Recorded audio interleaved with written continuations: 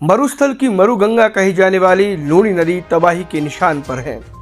पिछले कई दशकों से इस मरुगंगा को बचाने के लिए कई प्रयास राज्य और केंद्र सरकार ने कागजों में ही किए, लेकिन धरातल पर हालात यह है कि इतने प्रयास हुए बावजूद इसके कोई फर्क नहीं पड़ा।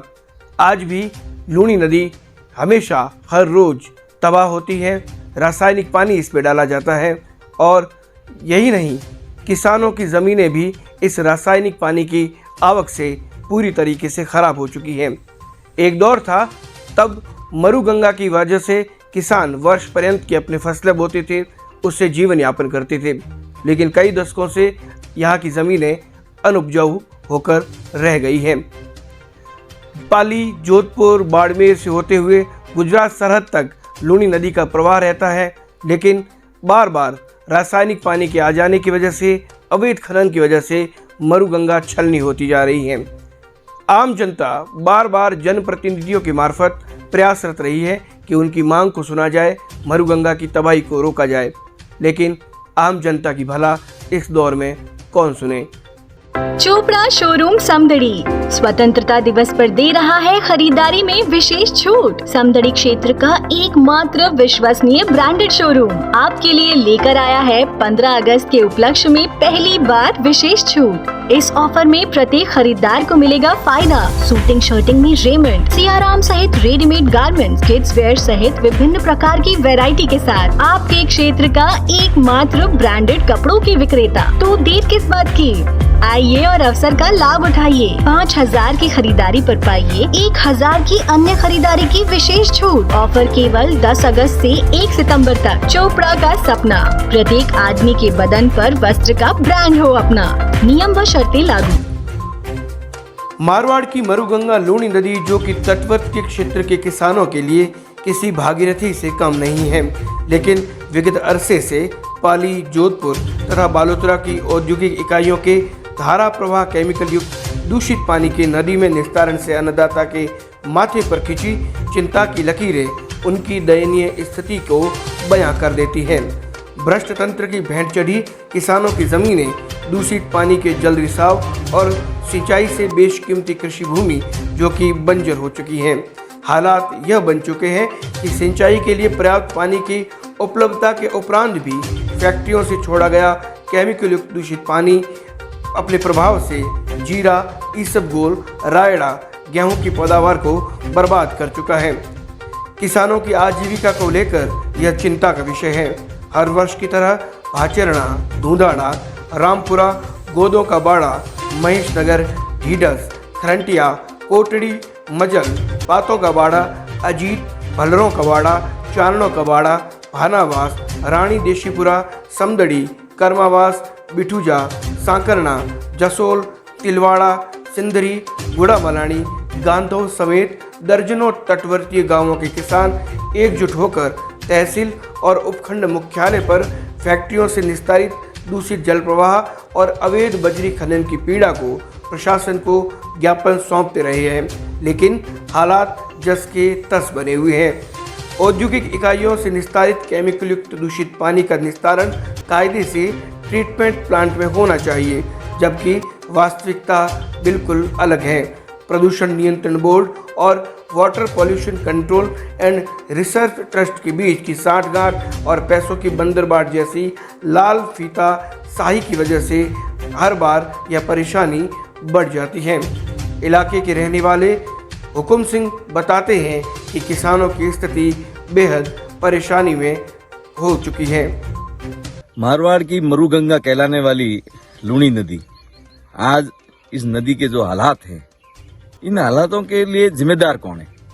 एक तरफ अगर प्रत्यक्ष तौर पे कहेंगे तो फैक्ट्री मालिक, जो फैक्ट्रियों से केमिकल युक्त दूषित जल प्रवाह है उसका निस्तारण वो कहने को तो ट्रीटमेंट प्लांट में करते हैं, लेकिन ट्रीटमेंट प्लांट सीईटीपीटी ट्रस्ट के जो अध्यक्ष हैं, प्रदूषण नियंत्रण बोर्ड के जो पदाधिकारी हैं, उनकी मिली भगत और ये लाल फीताशाही और भ्रष्ट तंत्र ने आज किसानों को एक बदहाली की स्थिति में खड़ा कर दिया।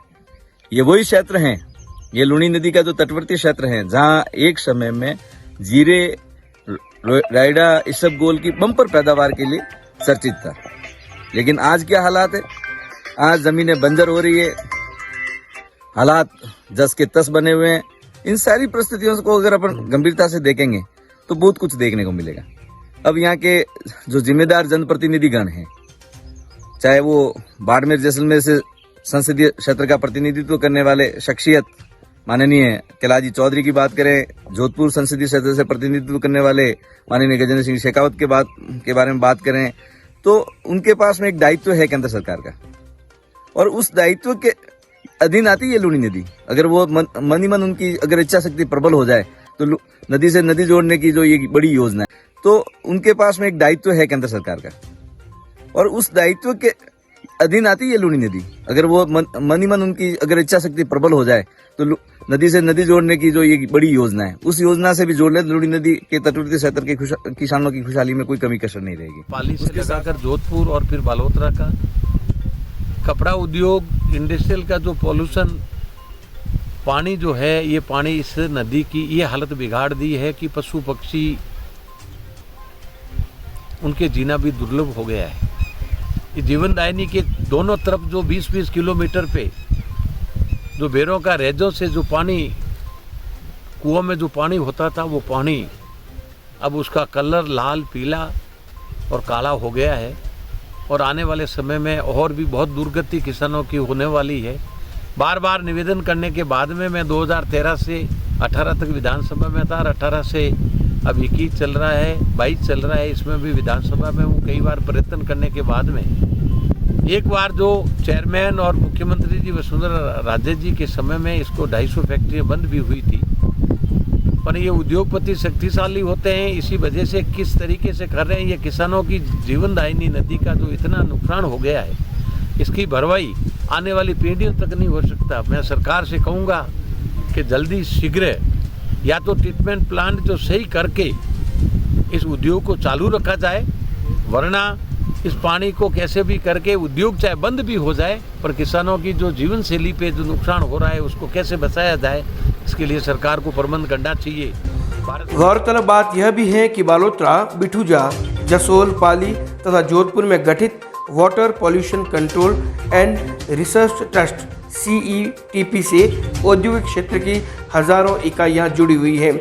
इन इकाइयों में कपड़ा तैयार करने के दौरान निकलने वाला प्रदूषित पानी हर बार लूनी नदी को तबाह कर देता है, जबकि रिट्रीट पानी का 85% वापस काम में लिए जाने का प्रावधान है।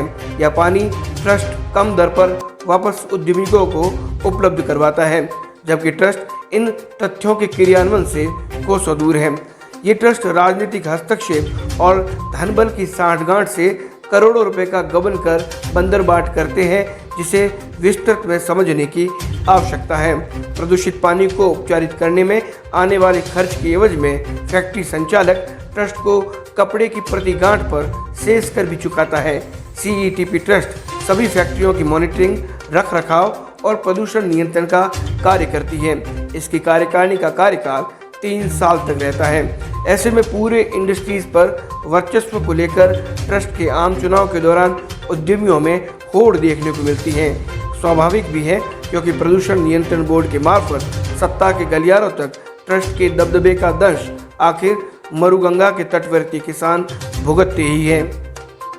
एक दशक से यहाँ के स्थानीय किसान हैं जो काले पानी की सजा का दंश भुगत रहे हैं। पाली जिले की औद्योगिक इकाइयों द्वारा मरुगंगा के नाम से विख्यात लूनी नदी के अंदर प्रदूषित पानी हर वर्ष छोड़ा जा रहा है।